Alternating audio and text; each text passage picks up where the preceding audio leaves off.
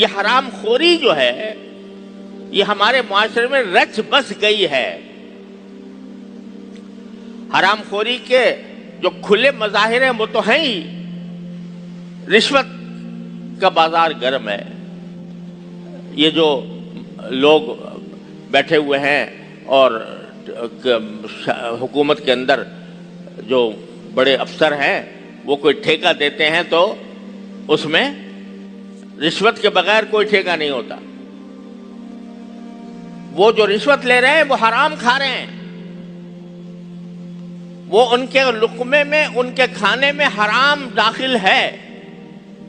اور جب حرام کھا رہے ہیں، حرام خوری کر رہے ہیں تو اس کا اثر صرف ان کی حد تک نہیں بلکہ پورے معاشرے کے لیے ایک تباہی کا سبب بنتا ہے اور بن رہا ہے۔ اس وقت ہم جس عذاب میں مبتلا ہیں اس میں بہت بڑا سبب یہ حرام خوری ہے۔ اللہ تعالیٰ نے ملک کو وسائل اتنے عظیم دیے ہیں، ایسا بابسیلہ ملک عطا فرمایا کہ اس میں دریا اس میں ہے، صحرا اس میں ہے، سبزہ اس میں ہے، پہاڑ اس میں ہے، برف اس میں ہے، سمندر اس کے پاس ہے، معدنیات یہاں موجود ہیں، لیکن اتنے عظیم وسائل کو اس رشوت خوری نے برباد کیا ہوا ہے۔ اور آج ہم بھیک کا پیالہ لے کر دوسروں سے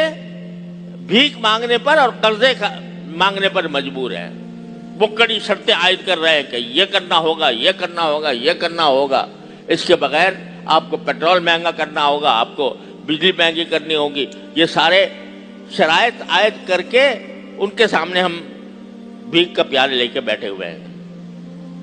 حالانکہ ہمارے ملک میں زمینیں سونا اگل رہی ہیں، ہمارے پاس اتنے وسائل موجود ہیں جو دوسرے ملکوں کے پاس نہیں ہوتے، لیکن اس حرام خوری نے ہمیں اس ذلت تک پہنچایا ہے۔ تو یہ جو حرام خوری کی وبا ہمارے اندر پھیل گئی ہے وہ ہماری تباہی کا سبب ہے، اور اس میں ہر شخص کو اپنا جائزہ لے کر دیکھنا چاہیے کہ میں کہاں حرام خوری کر رہا ہوں۔